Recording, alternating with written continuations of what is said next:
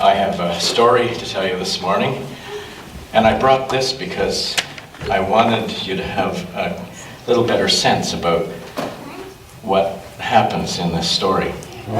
This is a story about a little boy named Cato,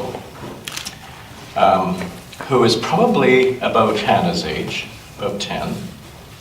And he lives in a little village in Uganda, in Africa.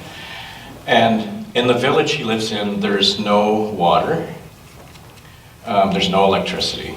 So there's definitely no television or anything like that.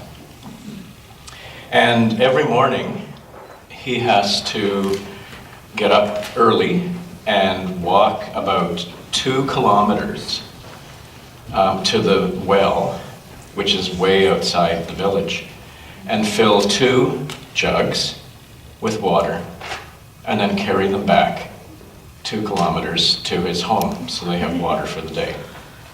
Anyone want to try and pick this up? The water's dirty. Now, can you imagine having one in your hand and one on your head, and walking 2 kilometers in bare feet? Try it, Hannah. Did you? Oh, watch the lid doesn't come off. You'll have water everywhere. Try lifting it. Pretty heavy, isn't it? Wow, 2 kilometers. Now multiply that by 2 and carry it 2 kilometers in bare feet. Wow, every day. That's a lot. Yeah. Wow. The other thing is, there's no money in this village. So everything that they get, they have to trade it. So for instance, someone may grow potatoes and they need chicken. So they have to trade some of their potatoes to another person who has chickens. And then someone else maybe makes clothes. And so they trade their clothes in order to get some potatoes and so on. So there's no money that changes hands. And so this is the story of Cato. So keep in mind these water jugs. And we'll see what happens in this story. In a small Ugandan garden, a single poppy blooms, white in a sea of green. On a mat inside his hut, Cato wakes at the break of dawn. Across his sleeping village, Cato skips, swinging 2 empty jerry cans.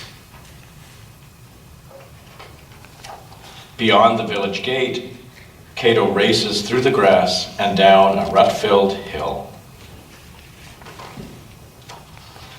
Along a matted trail, Cato treks past cattle-spotted fields, guarded by soldiers. At the borehole, Cato fills his jerry cans with a day's supply of water, splashing it onto his dusty feet. Struggling up the hill, Cato hauls his load, one in his head and one in his hand, then pauses. No, he's balancing it. That's what they do. They can actually balance those on their heads. Imagine. And then he pauses for a rest. Near the village square, Cato dawdles as an aid worker's truck rumbles to a halt and he peeks inside. So there's all kinds of things in this trade worker's truck. Past his waking neighbors, Cato hurries the water sloshing inside the jerry cans. Rushing through his chores, Cato runs to the garden and stops when he spies that single white poppy. Tenderly, he kneels to pick it. Between bouncy children, Cato weeps, cradling the poppy, careful not to crush it. First in line, Cato gives his poppy to a woman, the woman who has the truck with all the items in it. And he makes a good trade. In his small Ugandan village, Cato dances with friends wearing his brand new shoes.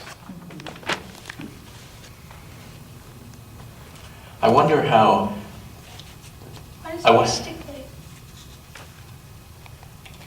I didn't even notice that till now, you know? Yeah, he's got one artificial leg. Do we see that in the other pictures? Mm-hmm. Yeah, you do.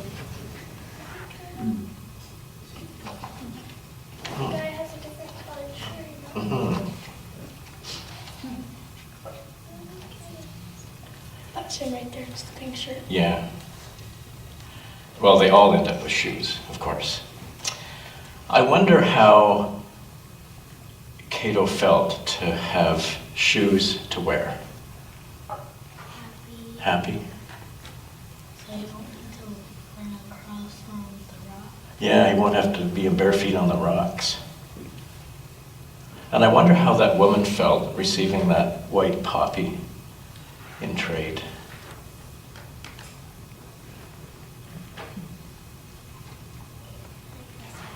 This is a pretty flower. Happy because they're pretty flowers, yeah. Well, that's our story about how to make something better. And we're going to sing The Earth is Our Cradle, which we've done a few times with Michelle's help. And then you can head off to Children's Church.